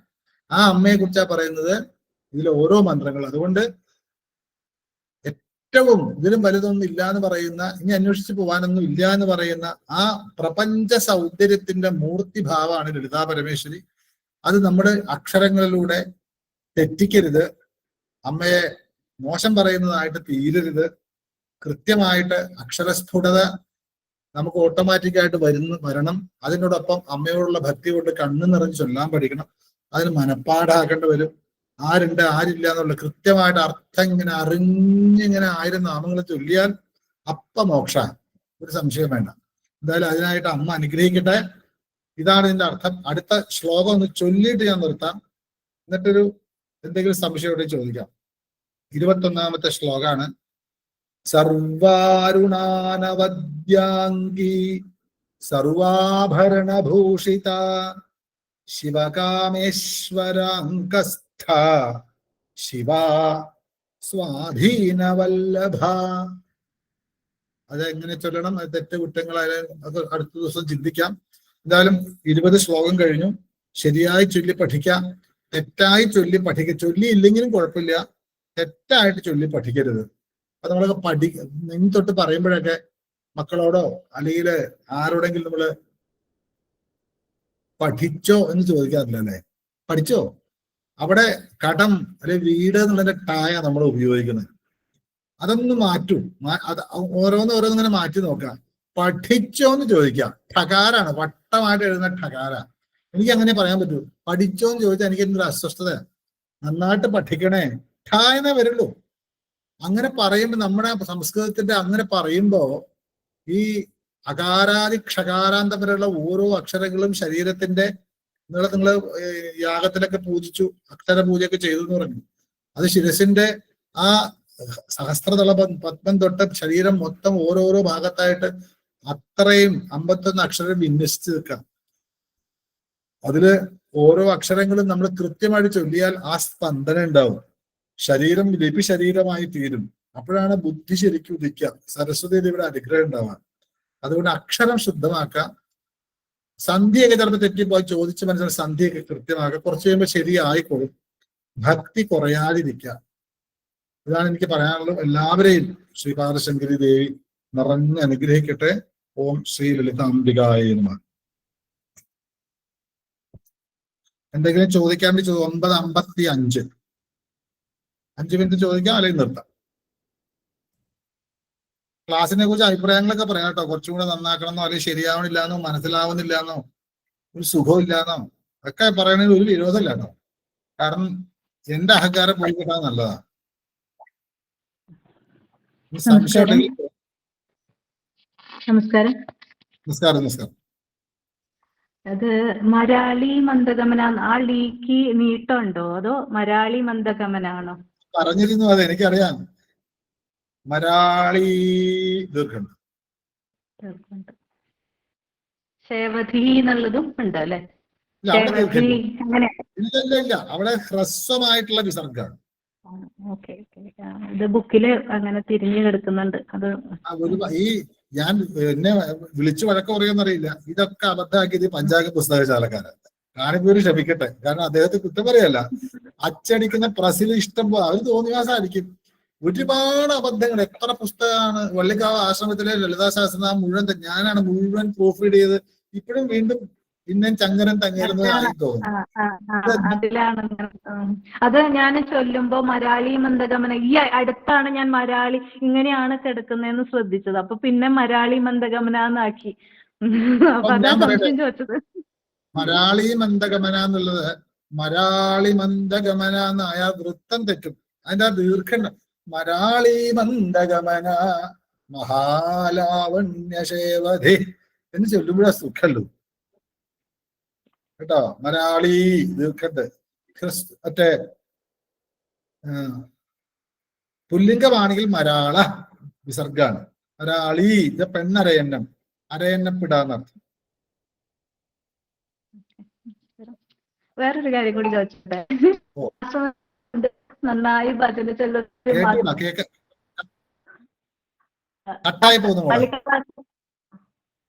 കേൾക്കുന്നോ? കേൾക്കുന്നില്ല? കേൾക്കുന്നുണ്ടോ? വള്ളിക്കാവ് ആശ്രമത്തിലെ പണ്ട് നന്നായി ഭജന പാടുന്ന ഒരു മാധവസ്വാമി ഉണ്ടായിരുന്നു. ആ സ്വാമിയാണോ?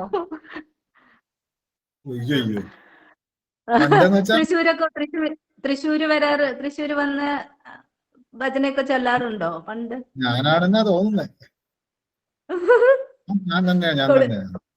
ഇരിഞ്ഞാലക്കുട ഒരു കൊടുങ്ങല്ലൂർ ആശ്രമത്തിൽ നിന്നുകൊണ്ട് തൃശ്ശൂർ ജില്ല മുഴുവനും വന്നു. ആ കാര്യം കൂടെ പറയാം. ഇവിടെ സഹസ്രനാമം മതി. അതൊക്കെ വ്യക്തിപരമായിട്ട് ചോദിക്കൂട്ടോ. ഓക്കെ. വേറെ എന്തെങ്കിലും ഉണ്ടോ?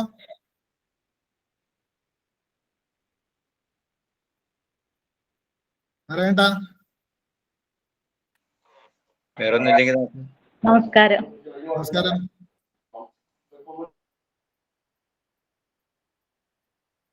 നമസ്കാരം. പാദസരാണോ പാദസ്വരാണോ? പാദസരം, പാദസ്വരം അല്ല.